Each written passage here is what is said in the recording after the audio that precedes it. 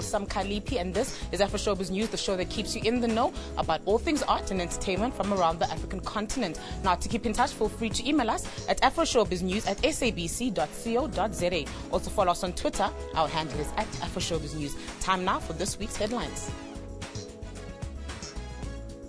Artists use slavery exhibition to highlight the seriousness of slavery in modern-day society. They have made a name for themselves in the South African music industry. Now the Bala brothers are hoping to serenade music lovers overseas. And the St. Petersburg Ballet bows out tonight. Artists in Kenya held an anti-slavery exhibition to help fight the illegal trade of people across the globe. Under the banner Art to End Slavery, the exhibition highlighted the different types of modern-day slavery in Kenya and beyond. It's estimated that almost 36 million people live as slaves across the globe. Slavery continues to affect millions globally who are mainly driven from their homes by poverty. Artists in Nairobi, Kenya are using their Art to Slavery exhibition to highlight the seriousness of slavery in modern-day society. The exhibition, which opened last week, showcases work by 30 different artists showing the nature of human trafficking, and it displays both visual and performing arts. The project is partly sponsored by local NGO Heart, which runs programs against human trafficking. Grace Mutua, the project coordinator and curator, says she felt the need to hold the show after realizing that, like many, she too was quite ignorant about the issue.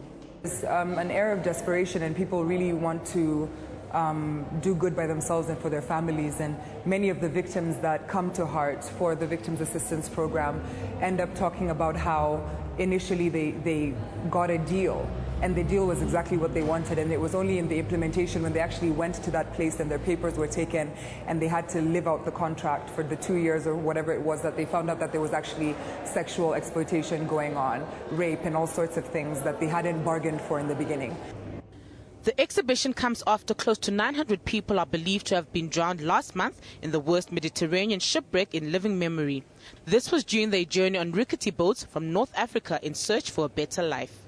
Mutua says that other forms of slavery that need to be highlighted include domestic workers who are driven from rural areas and are underpaid in the city or sent to Saudi Arabia, a kingdom long criticized by human rights groups for abusive and exploitative working conditions.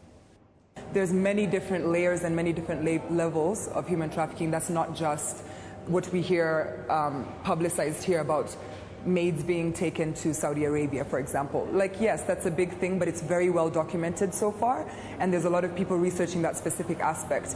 But at the neglect, dare I say, to the other levels of human trafficking that are happening right under our noses. An estimated 36 million people are living as slaves across the globe today, according to Walk Free Foundation. Although child labor is illegal in Kenya, last year child rights charity Plan International said millions of Kenyan children miss out on school because they are forced to work, marry, or are trafficked. The exhibition will move to 4 galleries in the city during May to reach as many people as possible. It will later move to various university campuses in Nairobi to further raise awareness among the youth who are likely to be lured by smugglers with promises of lucrative jobs abroad. Exiled Syrian best-known artist Sarah Shama attended the opening of her major solo exhibition in London. Titled World Civil War Portrait, the exhibition was inspired by Shama's experiences and understanding of the war in Syria. The exhibitions depict the experience of war through paintings, portraying people who have been displaced, tortured and killed. A true portrayal of war told through art. And Shama, one of Syria's best artists, chose to tell her story of war through her paintings. A survivor herself, she uses paint and brush to show how some Syrian people were killed and displaced by unrest in her country. The main inspiration is the war that is happening now in Syria, and that is spreading everywhere, from Syria to Yemen, to Egypt, to France and Copenhagen. So this is my main inspiration. Unrest in Syria began 4 years ago when peaceful protests against 4 decades of rule by President Bashar al-Assad family in March 2011 degenerated into an armed insurgency following a fierce security crackdown. And this is why she decided to use her art to express her feelings. These paintings are about the dead people, 2,000, 200,000 till now, the dead people in Syria. So I want to bring these dead people I want to bring them alive. I want you to see them, look through their eyes, to feel their differences, to defend their differences, because they deserve to be alive. So these paintings are dead people, dead living people. Before the war, Shama was one of Syria's best-known artists, but she was forced to leave the country with her 2 children in 2012 after a car bomb exploded outside her flat. She has since moved to Lebanon, where she produced her latest work. And with the ongoing tension across much of Syria, she finds it difficult for her to return to her homeland. I think that this war now it's reaching Europe. It might reach more than Europe. So I think that this war, if it doesn't stop right now, it will reach you in a way. So I don't want to say that I'm optimistic, or I think I'm realistic, but I can't see anything optimistic in the near future. The exhibition is presented by Stolen Space Gallery and will be on show at the Old Truman Brewery in London until May 25th. Ifani's second album, titled I Believe in Me, raised eyebrows within the music industry when it reached gold on the first day of release. Some artists have accused Ifani of getting an alcohol brand to buy 20,000 copies of his album. Ifani is now in studio to talk to us about his achievement and these accusations.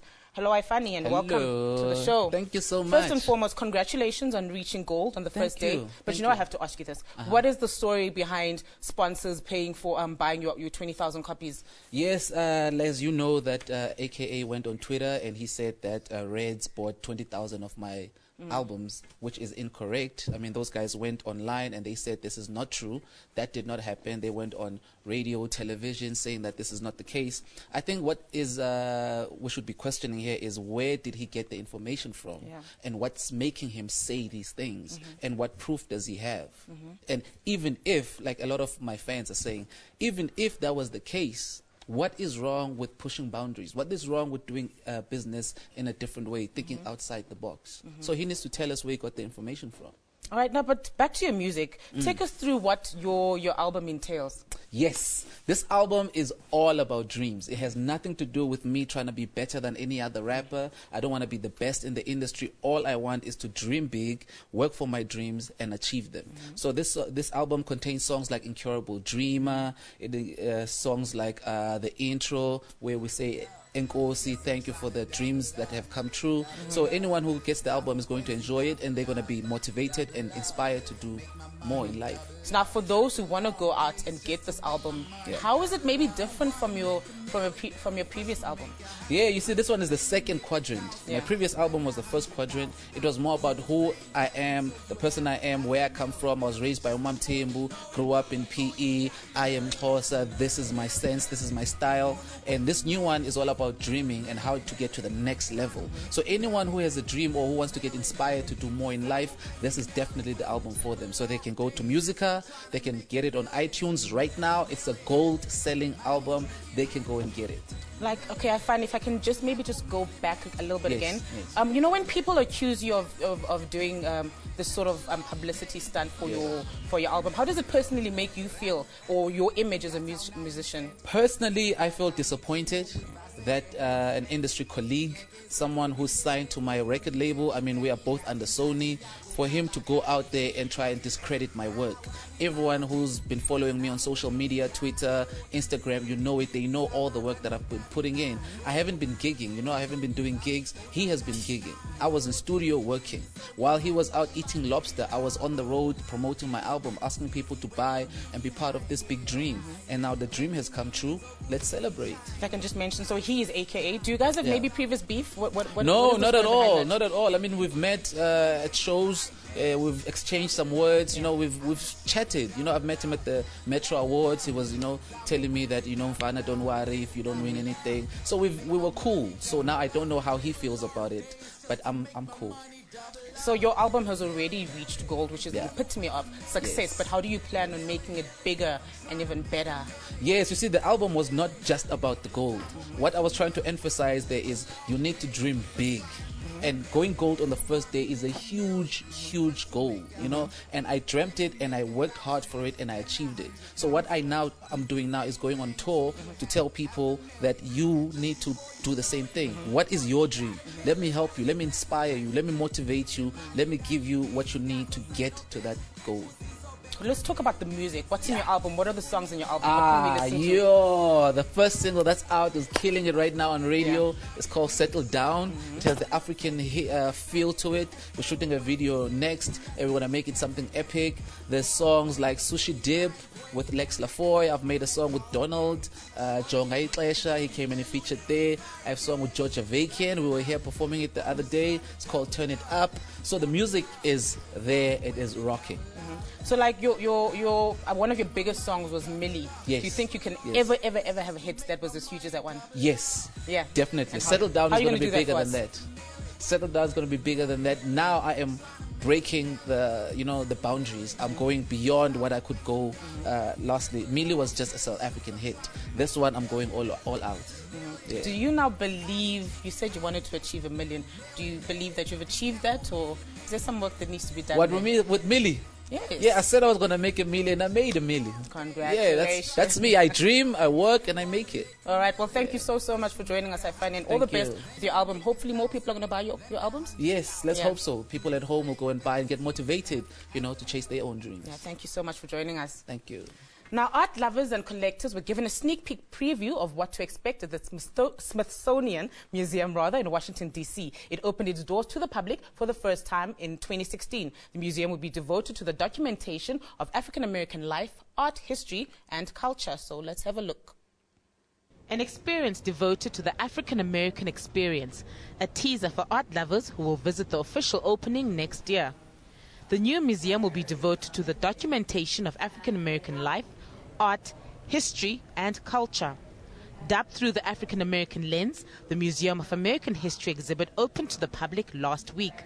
Items that were on display included items depicting slavery and freedom, segregation, military service, sports, music, cultural expression, and visual arts. At the moment, the museum currently has more than 33,000 artifacts, including items from slavery, Reconstruction, the Civil Rights era, 2 world wars, as well as the Harlem Renaissance and contemporary art, music, and culture. Curator Jacqueline Day-Server says the current exhibit gives a small sampling of what will be on display at the new museum next fall. It gives you a sweep of the categories of material that people will see when they open the museum. We wanted to whet their appetites and give them an idea of the spectrum of what we're doing. She further said that African-American history is an important part of American history. The overarching idea is that this is not a separate history. We are telling American history. We're simply telling it through the lens of the African-American experience. This museum opened in 1964 as the Museum of History and Technology. In 1980, the museum was renamed the National Museum of American History to represent its mission of the collection objects that reflect the experience of the African-American people. The building, designed by Ghanaian-born architect David Ajaya, is patterned after an African headdress called Corona. Ajaya was selected in a competition in 2009 to design the $500 million museum. The museum is located on a 5-acre site between the Washington Monument and the Smithsonian Museum of American History.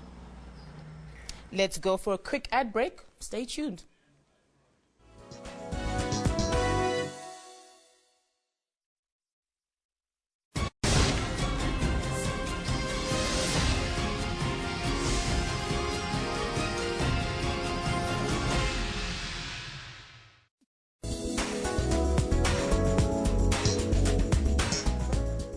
And welcome back. 10 novels have been shortlisted for the 20th International Impact Double Literary Awards. This list includes 2 African authors, Americana by Nigerian author Chimamanda Ngozi Adichie and Moroccan Mahi Benabaib for his book Horses of God.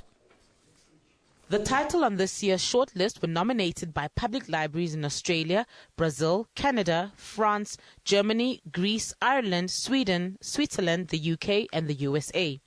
Nigerian author Chimamanda is no stranger to literary awards. She has made a name for herself both in her native country as well as across borders. Having previously been shortlisted for the Orange Prize for Fiction for her first novel, Purple Hibiscus, and winning the Commonwealth Writers' Prize for Best First Book, Adichie is most probably known as a feminist writer who believes in equality when it comes to gender-based issues and situations. Adichie's work has been translated into 30 languages and has also appeared in various publications. Another African author that made it to the list of shortlisted books is Mahi Benabine for his prize-winning novel Horses of God. Published on the 10th anniversary of the Casablanca bombings, which was a series of suicide bombings in Morocco's capital, Casablanca, it follows the life and death of a young Moroccan suicide bomber. The book also navigates the controversial situation with compassion. Mahi has been the recipient of the Prix du Roman Arabe as well as the inaugural Mamonia Literary Prize of Marrakech. Benabine is a painter and novelist. To date, he has written 9 novels which have been translated into various languages. They have made a name for themselves in the South African music industry. Now the Bala brothers want to share their sound with the world. Their US debut album released March this year snagged the #1 spot on the Amazon and raced up Billboard's world music charts. It sounds like these that have earned the Bala brothers fans in the country. So far the group has been on a roll, serenading music lovers. Now they want a different audience to feel their tunes. Well, it's every artist's dream to achieve such. I think for me, because I'm so new, I can go back home and be like, "Hey guys," and feel like I've made it. So it made me feel really special. In February, a US broadcaster at a special concert featuring the group.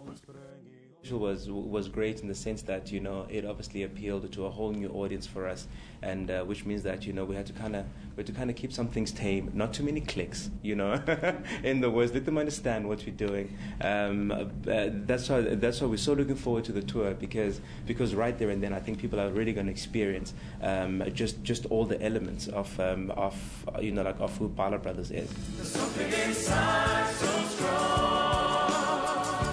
In 2013, the brothers performed at former South African President Nelson Mandela's memorial, which they said was a way of giving back to the man who helped them get to where they are now.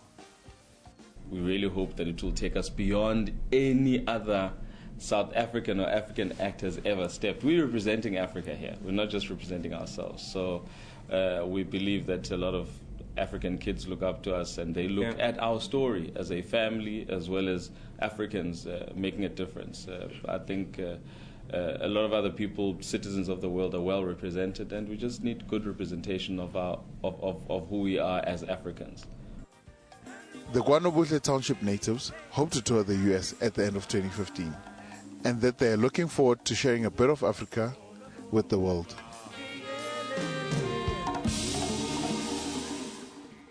Art students from Spear Art Academy are currently showcasing their artworks at the Constitution Hill in Johannesburg. The exhibition is titled Rights and Duties and creates a platform for young and upcoming artists to be recognized. It's artifacts like this that grace the walls of Constitution Hill, a display of color and creativity at its best. And for young artists in the industry, displaying their artifacts here is an achievement. It's platforms like this that push them to explore their artistic abilities. This has created some exposure for us as students. We are third-year students here in this exhibition as part of the Spear Arts Academy. And in a way, it's helping us to promote the mosaic, which is still something, as we see, very new within South Africa. So this exhibition is helping us to broadcast what mosaic is, and we hope that it's well received by the public. Titled Rights and Duties, the impressive art collection is permanently on display at most famous grilled chicken outlets, making African arts accessible worldwide. I approached them to see if they would be interested in partnering or collaborating with Constitution Hill to host an exhibition as an initiative to actually get the artworks out of the restaurants and exhibit them on a public platform to allow the public to access the beautiful art collection. Constitution Hill, therefore, invites educational institutions for walkabouts of the exhibition and also to have the opportunity to engage with and watch the mosaic art students of the Spire Arts Academy as they work in the exhibition space. The exhibition ends on the 22nd of May. You are still watching AfroShowBiz News. If you've missed any of our shows, be sure to catch them on our YouTube channel by simply searching for AfroShowBiz News. Another ad break coming up, but stay tuned.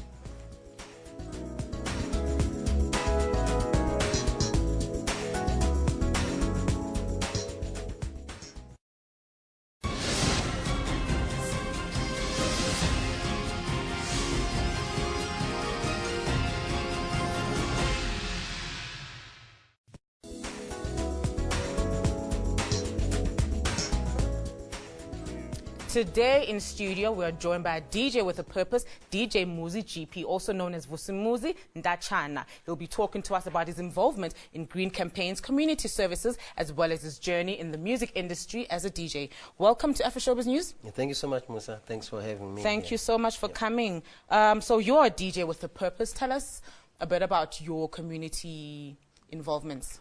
Well, DJ with a purpose, I like that. I'm doing quite a lot. Besides just making music, going to clubs and DJing, I try to extend my music.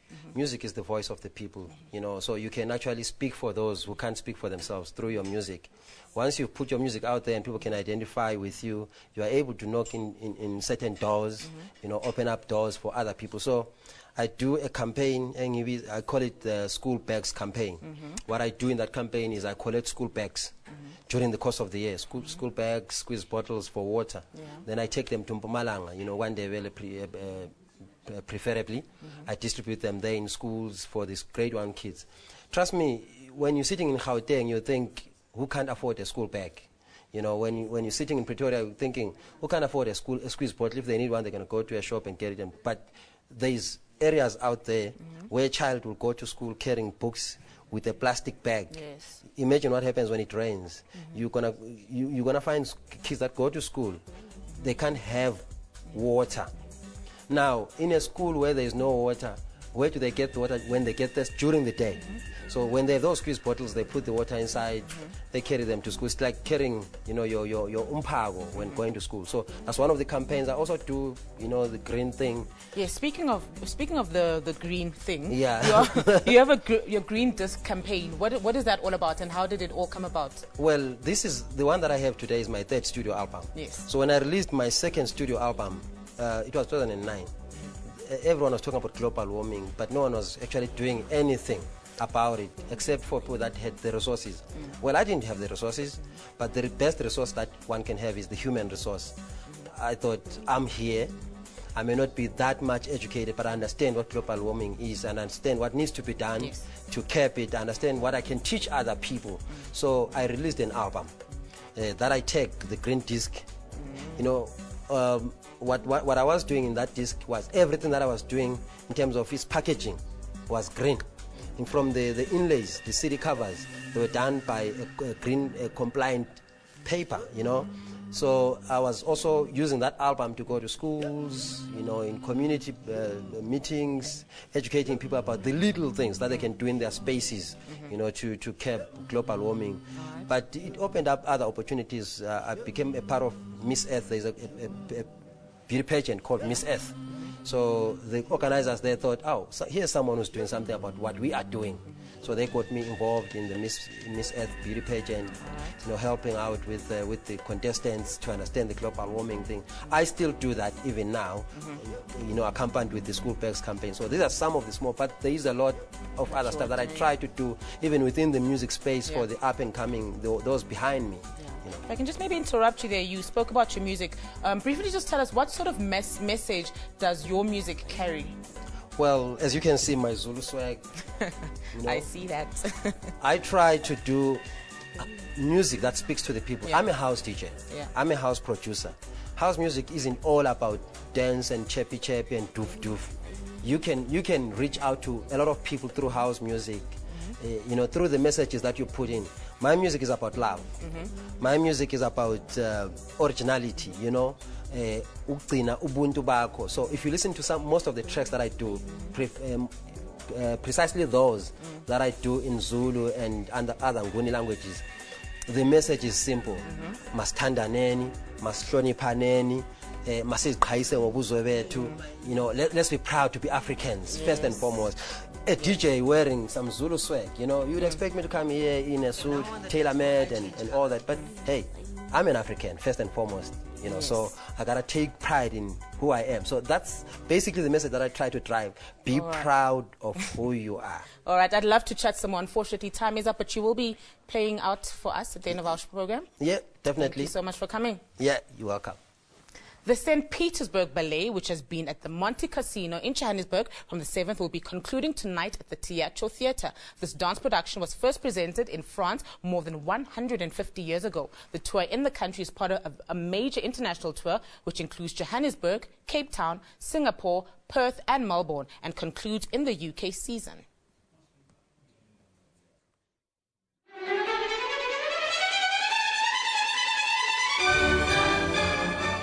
This dance production is in the country prior to its major UK season at the London Colosseum, which premieres in August.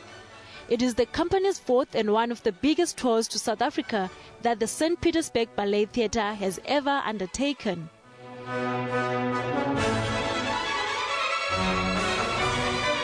The UK visit with its hallmark Colosseum season is the company's 12th UK tour.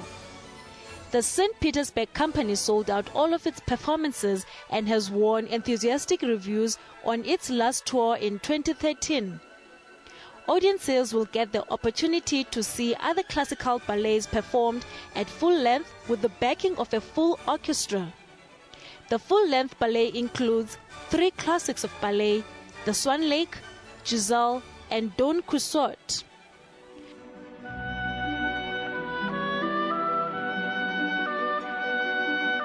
The production also consists of extravagant sets, orchestra, and performances that only a company of such international acclaim can offer. Past tours generally have been based on Swan Lake.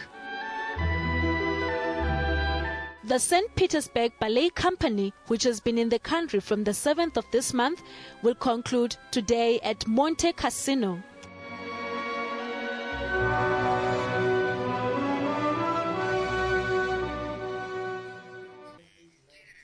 We have now come to the end of our program, but be sure to catch the repeats every Sunday at 2 a.m. and again at 1:30 p.m. We'll be playing out with DJ Muzi with his song titled Wabulawayo. From me and the rest of the AfroShowBiz news team, have a fantastic weekend.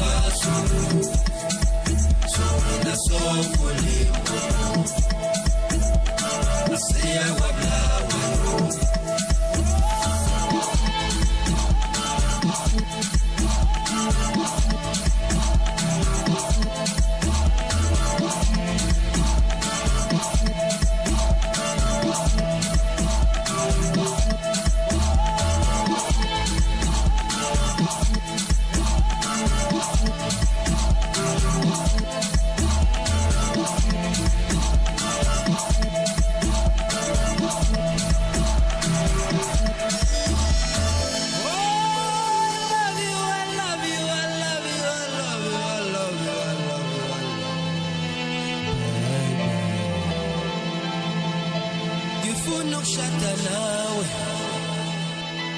no matter what they say so kudla ma waswele mfukudla